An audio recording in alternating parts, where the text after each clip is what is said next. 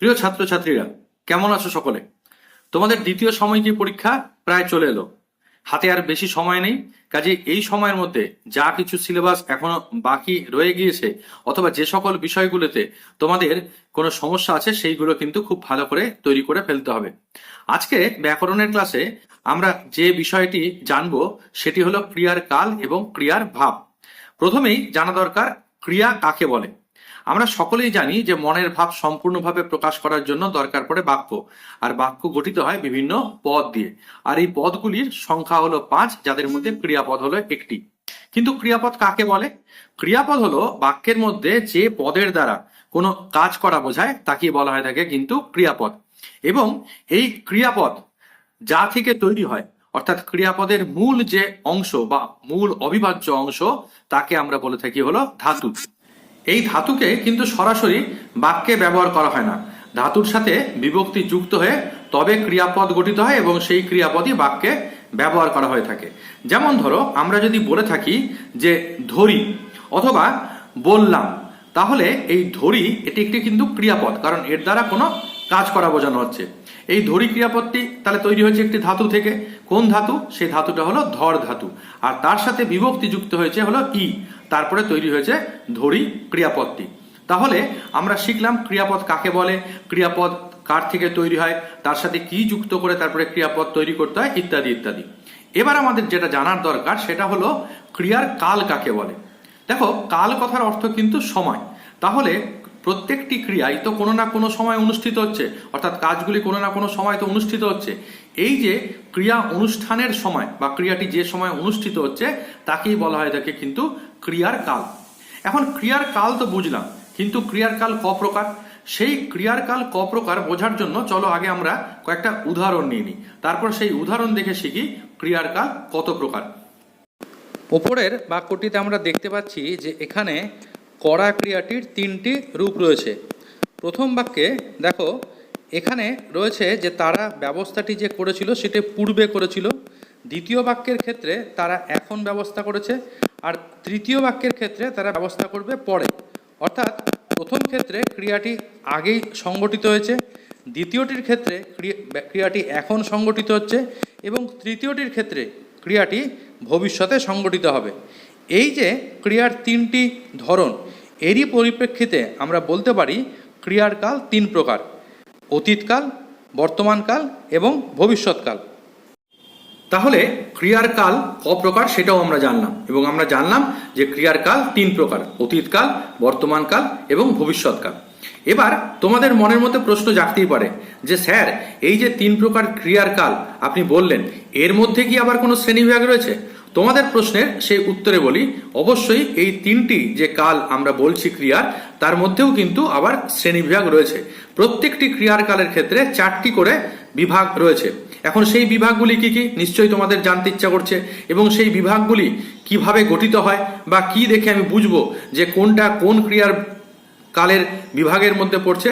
তাহলে চলো আমরা দেখে নিই কতগুলো উদাহরণ, যার সাহায্যে আমরা বুঝতে পারবো যে প্রত্যেকটি ক্রিয়ার কালের বিভাগগুলি কি কি এবং কিভাবে চেনা যায় যে কোনটি কোন বিভাগের মধ্যে পড়বে। প্রথমেই আসি অতীতকাল সম্পর্কে। যে ক্রিয়া পূর্বেই ঘটে গেছে এবং যার ফল বর্তমান নেই, তার কালকে অতীতকাল বলা হয়। এখানে আমরা অতীতকালের 4টি উদাহরণ নিয়েছি। প্রথমটি রয়েছে কাল সুবিনয় এসেছিল, দ্বিতীয়টি অমল গঙ্গায় সাঁতার কাটছিল, তৃতীয় হাবুল 4 টাকা চাঁদা দিয়েছিল, এবং চতুর্থ আমি রোজ এই দৃশ্য দেখতাম। দেখো, প্রথম উদাহরণের ক্ষেত্রে কাল সুবিনয় এসেছিল, এখানে যে ক্রিয়া তা আগেই ঘটে শেষ হয়ে গেছে, সেই কারণে এই ক্রিয়ার কালকে বলা হয় সাধারণ বা নিত্য অতীত। দ্বিতীয় যে উদাহরণটি রয়েছে, অর্থাৎ অমল গঙ্গায় সাঁতার কাটছিল, এখানে এই ক্রিয়াটি অতীতকালে বেশ খানিকক্ষণ সময় নিয়ে সংঘটিত হয়েছিল, সেই কারণে এই ক্রিয়ার কালকে বলা হয় ঘটমান অতীত। পরের যে উদাহরণটি রয়েছে সেখানে বলা হয়েছে হাবুল 4 টাকা চাঁদা দিয়েছিল, এই কাজটি অতীতকালে শেষ হয়ে গেছে এবং তার কোনো ফলও বর্তমান নেই, সেই কারণে একে বলা হয় পুরাঘটিত অতীত। আর একদম শেষ উদাহরণটিতে আমি রোজ এই দৃশ্য দেখতাম, এখানে অতীতকালে এই কাজটি প্রায় হতো, সেই কারণে একে বলা হয় নিত্যবৃত্ত অতীত। এখন অতীতকালের এই যে চারটি প্রকার, এই চারটি প্রকারের কিভাবে ক্রিয়াপদ গঠন করা হয় তাও একবার দেখে নিই চলো। তোমাদের সুবিধার জন্য আমি প্রত্যেক প্রকার ক্রিয়ার গঠন প্রক্রিয়াটি এখানে দিয়ে দিলাম। তোমরা ইচ্ছা করলে ভিডিওটা পজ করে সেটা লিখে নিতে পারো। এবার আমরা চলে আসি বর্তমানকাল সম্পর্কে। যে ক্রিয়া এখন বা বর্তমানে সংগঠিত হচ্ছে তার কালকে বলা হয় বর্তমানকাল। এখানে আমরা বেশ কয়েকটি উদাহরণ নিয়েছি। প্রথমে রয়েছে গাছেরা এক পায়ে দাঁড়িয়ে থাকে। এখন দেখো, যে ক্রিয়া সচরাচর সব সময় ঘটে থাকে তাকে বলা হয় থাকে সাধারণ বর্তমান। গাছেদের এক পায়ে দাঁড়িয়ে থাকাটা সব সময় সত্য, তাই দাঁড়িয়ে থাকে, এই যে থাকে, এটা কিন্তু সাধারণ বর্তমান বা নিত্য বর্তমান। দ্বিতীয় যে রয়েছে মানুষই ফাঁদ পাতছে। এই যে ফাঁদ পাতার কাজটি, সেই কাজটি ক্রিয়াটি অর্থাৎ এখনও সংগঠিত হয়ে চলেছে, তাই এই বর্তমানকালকে আমরা বলবো হলো ঘটমান বর্তমান। 3 নম্বর রয়েছে ঢেলে দিয়েছে বুকের সুগন্ধ। এই যে কাজটি, এই কাজটি সংগঠিত হয়ে গেছে কিন্তু তার এখনও ফল কিন্তু বর্তমান রয়েছে। সেই কারণে আমরা এই দিয়েছে এই ক্রিয়ার কালটিকে বলবো এটা হলো পুরাঘটিত বর্তমান। আর একদম 4 নম্বরে যেটা রয়েছে একটা কথা বলুন তো, এই যে বলুন, এই ক্রিয়াটির দ্বারা বর্তমান কালের কোনো আদেশ, অনুরোধ, উপদেশ, প্রার্থনা, আশীর্বাদ ইত্যাদি বলা হচ্ছে, তাই সেই কারণে বলুন এটিকে আমরা বলবো বর্তমান অনুজ্ঞা। একদম শেষে তোমরা আরেকটি উদাহরণ দেখতে পাচ্ছ, অশোক কলিঙ্গ জয় করেন। এই কলিঙ্গ জয়ের ঘটনা কিন্তু অনেক দিন আগেই ঘটে গেছে, অর্থাৎ এটি একটি ঐতিহাসিক ঘটনা। কখনো কখনো এমন হয় ঐতিহাসিক ঘটনার বর্ণনায় অতীতকালে নিত্য বর্তমানকালের ক্রিয়ার ব্যবহার দেখা যায়, অর্থাৎ এখানে ক্রিয়ারূপটি কিন্তু বর্তমানকালের বা সাধারণ বর্তমানের ক্রিয়ার যে রূপ তা দিয়ে প্রকাশিত করা হয়ে থাকে। একে বলা হয় থাকে ঐতিহাসিক বর্তমান।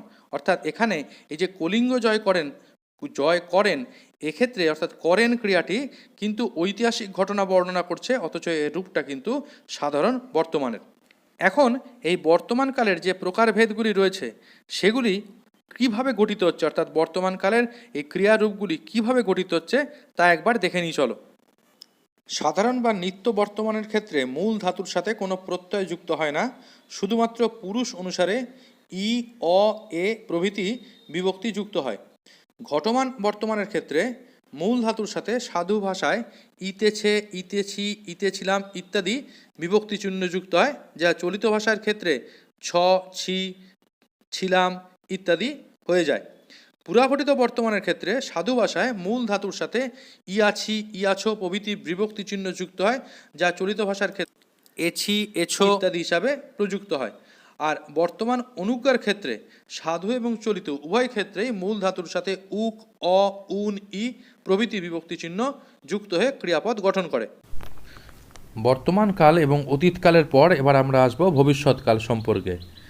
যে ক্রিয়া এখনও ঘটেনি, পরে ঘটবে, সেই ক্রিয়ার কালকে বলা হয় থাকে ভবিষ্যৎকাল। ভবিষ্যৎকাল ভালো করে বোঝার জন্য আমরা এখানে 4টে উদাহরণ নিচ্ছি। প্রথম উদাহরণ, মেজ জ্যাঠামশাই কাজটা করবেন। দ্বিতীয়, তুমি সকাল থেকে পড়তে থাকবে। তৃতীয়, সম্ভবত বেড়ালেই মাছটা খেয়ে থাকবে। এবং চতুর্থ, তোমাদের যাত্রা শুভ হোক। প্রথম উদাহরণে করবেন ক্রিয়াটি বোঝাচ্ছে যে কাজটি এখনও হয়নি, ভবিষ্যতে হবে। এই ধরনের ভবিষ্যৎকে বলা হয় থাকে সাধারণ ভবিষ্যৎ। দ্বিতীয় উদাহরণের ক্ষেত্রে তুমি সকাল থেকে পড়তে থাকবে। এই যে পড়তে থাকবে অর্থাৎ কিনা ভবিষ্যৎকালে কাজটি চলতে থাকবে, এমন অর্থ বোঝালে তাকে ঘটমান ভবিষ্যৎকাল। তৃতীয় উদাহরণে ক্রিয়াপদ হলো খেয়ে থাকবে। অতীতে কাজটি হয়েছিল বা বর্তমানে হয়তো হয়েছে, এইরূপ সন্দেহ বোঝালে ক্রিয়ার পুরাঘটিত ভবিষ্যৎকাল হয়। রূপে ভবিষ্যতের ক্রিয়া হলেও অর্থে কিন্তু এটি অতীতমুখী এবং এতে একটা সন্দেহের ভাবও থাকে, সেই জন্য একে অনেকে সন্দিগ্ধ অতীত বলে। চতুর্থ উদাহরণে ক্রিয়াপদ শুভ হোক। ভবিষ্যৎকালের জন্য কোনো অনুজ্ঞা বা আদেশ, উপদেশ, অনুরোধ বোঝালে পরে ভবিষ্যৎ অনুজ্ঞা হয়, অর্থাৎ এখানে ক্রিয়ার কাল হলো ভবিষ্যৎ অনুজ্ঞা। এখন কিভাবে ভবিষ্যৎকালের এই 4 প্রকার রূপ গঠিত হয় তা একবার দেখে নিই চলো। আমি এখানে সমস্ত নিয়মগুলো লিখে দিয়েছি, তোমরা ইচ্ছা করলে ভিডিওটা পজ করে সমস্ত নিয়মগুলো তোমাদের খাতায় লিখে নিও, তাহলে তোমাদেরই পরে সুবিধা হবে। প্রসঙ্গক্রমে তোমাদের জানানো দরকার যে ক্রিয়ার যে শ্রেণীবিভাগগুলি আমরা এতক্ষণ ধরে আলোচনা করছি সেগুলি কিন্তু ক্রিয়াটি কোন সময় সংগঠিত হচ্ছে সে সময়কালের অর্থাৎ সংগঠনের সময়কালের উপর ভিত্তি করে করা শ্রেণীবিভাগ। এছাড়াও কিন্তু ক্রিয়ার কালকে আমরা অন্যভাবেও আলোচনা করতে পারি, সেটি হলো ক্রিয়ার অর্থ এবং ক্রিয়ার রূপ অনুযায়ী আমরা ক্রিয়ার কালের শ্রেণীবিভাগ করতে পারি। অর্থ এবং রূপ অনুযায়ী ক্রিয়ার কালকে দুটি ভাগে ভাগ করা যায়। একটিকে বলা হয় থেকে মৌলিক কাল বা সরল কালের ক্রিয়া, অন্যটিকে বলা হয় থেকে যৌগিক কাল বা মিশ্র কালের ক্রিয়া। যেমন ধরো যদি এমনটা হয় যে কোনো মূল ধাতুর সাথে শুধুমাত্র ক্রিয়া বিভক্তি যুক্ত হয়ে ক্রিয়াপদটি গঠিত হয়েছে, তাহলে সেক্ষেত্রে সেই ক্রিয়ার কালকে বলা হবে এটি হলো মৌলিক কাল বা সরল কাল। যেমন যদি আমরা উদাহরণ নিয়ে থাকি যে আমি ভাত খেতাম, ঠিক আছে, বা আমি ভাত খাইতাম, এক্ষেত্রে মূল ধাতুটা হলো খা আর তার সাথে হলো ইতাম, এই বিভক্তিটি যুক্ত হয়েছে এবং পাওয়া গেছে যে ক্রিয়াপদটি সেটা হলো খাইতাম। এই ক্ষেত্রে কিন্তু একটি মাত্র ধাতুর সাথেই একটি বিভক্তি যুক্ত হয়ে আমাদের এই ক্রিয়াপদটি তৈরি করেছে, ফলে এই ক্রিয়াপদটিকে আমরা বলবো এটি হলো মৌলিক কালের ক্রিয়া। অন্যদিকে যদি এমন হয় যা বাক্যের মূল ধাতুর সাথে অন্য কোনো ধাতু এবং বিভক্তি যুক্ত হয়ে ক্রিয়াপদ গঠন করেছে, তখন তাকে সেই ক্রিয়াপদকে আমরা বলে থাকি এটি হলো যৌগিক কাল বা মিশ্র কালের ক্রিয়া। যেমন ধরো যদি এরকম হয় খা একটি ধাতু, তার সাথে ইতে প্রত্যয় যোগ করলাম, পাওয়া গেল খাইতে, এবং তার সাথে হলো আবার আচ ধাতু যোগ করলাম এবং তারপরে এ বিভক্তি যুক্ত করলাম। বিষয়টা তোমাদের কাছে একটু জটিল হতে পারে এবং সেই কারণেই আমি স্ক্রিনে তোমাদেরকে কিন্তু দেখিয়ে দিচ্ছি যে কিভাবে গঠিত হচ্ছে বিষয়টা। প্রথমে আমরা নিয়েছি হলো খা ধাতু, তার সাথে ইতে প্রত্যয় যোগ করেছি, পেয়েছি হলো খাইতে, আর তার সাথে আবার আজ ধাতু যোগ করেছি এবং তারপরে এ ক্রিয়া বিভক্তি যোগ করেছি। যোগ করার পর যে ক্রিয়াপদটি পাওয়া যাচ্ছে সেটা হলো খাইতেছে। তাহলে এই খাইতেছে ক্রিয়াপদটি কিন্তু যৌগিক কাল বা মিশ্র কালের ক্রিয়া। এখন তোমাদের অনেকেরই মনে হয়তো এ প্রশ্নও জাগতে পারে যে একটু আগে সময় অনুযায়ী ক্রিয়ার যে কাল আপনি দেখিয়েছিলেন, অর্থাৎ অতীতকাল, বর্তমানকাল এবং ভবিষ্যৎকাল, এবং তার মধ্যে প্রত্যেকটির ক্ষেত্রে চারটি যে আবার উপবিভাগ করেছিলেন, সেই বিভাগগুলিকে যদি আমরা এই অর্থগত এবং তাদের রূপগত দিক থেকে ভাগের মধ্যে নিয়ে আসতে চাই, তাহলে কোন ভাগের মধ্যে কোনটি পড়বে, অর্থাৎ কোন কোন সময় অনুযায়ী ক্রিয়ার কালের উপবিভাগগুলি অর্থগত দিক থেকে মৌলিক কাল এবং কোনগুলি বা যৌগিক কালের অন্তর্ভুক্ত হবে, তাহলে সেই বিষয়টাও চলো তোমাদেরকে দেখিয়ে দিই। মৌলিক কালের অন্তর্গত সাধারণ বর্তমান, সাধারণ অতীত, নিত্যবৃত্ত অতীত, সাধারণ ভবিষ্যৎ, বর্তমান অনুজ্ঞা ও ভবিষ্যৎ অনুজ্ঞা, এই ছটি ক্রিয়ার কাল। অন্যদিকে ঘটমান বর্তমান, পুরাঘটিত বর্তমান, ঘটমান অতীত, পুরাঘটিত অতীত, ঘটমান ভবিষ্যৎ ও পুরাঘটিত ভবিষ্যৎ যৌগিক কালের অন্তর্গত। ক্রিয়ার কাল সম্পর্কিত বেশ কিছু তথ্য জানলাম, এবার জানা দরকার ক্রিয়ার ভাব কাকে বলে। দেখো, ক্রিয়া যে অবস্থার দ্বারা বা যেভাবে সম্পন্ন হয় তার ধরনভঙ্গি বা বিশিষ্ট রীতিকেই বলা হয় থেকে ক্রিয়ার ভাব বা ক্রিয়ার প্রকৃতি। এখন এই ক্রিয়ার ভাব বা প্রকৃতি অনুযায়ী আবার আমরা ক্রিয়াকে কিন্তু তিন ভাগে ভাগ করতে পারি।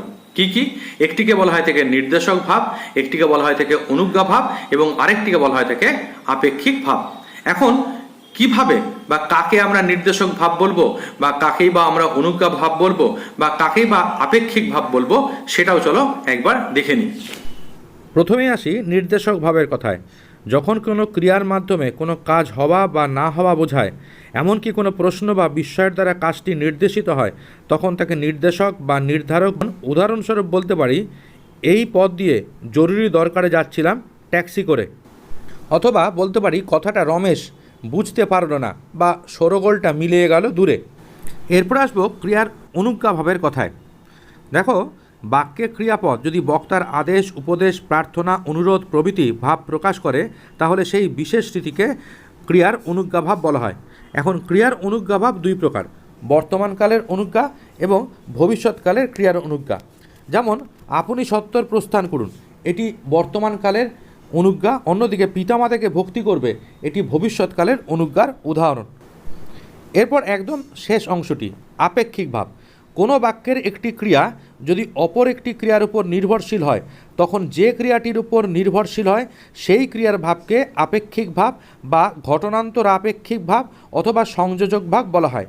যেমন, যদি তোর ডাক শুনে কেউ না আসে তবে একলা চলরে, অথবা ভালো মন্দ যাহাই আসুক সত্যের ল সহজে, ইত্যাদি। আশা করি ক্রিয়ার কাল এবং ভাব সম্পর্কে আর তোমাদের কোনো অসুবিধা থাকবে না। কেমন লাগলো আজকের এই ভিডিওটা অবশ্যই নিচের কমেন্ট বক্সে কমেন্ট করে জানিও কিন্তু, এবং বন্ধুদের সাথে খুব করে ভিডিওটা শেয়ার করো। আর তোমাদের যদি অন্য কোনো বিষয়ে অসুবিধা থাকে তাহলে অবশ্যই নিচের কমেন্ট বক্সে কমেন্ট করে জানিও। খুব শীঘ্রই ফিরছি অন্য কোনো ভিডিও নিয়ে।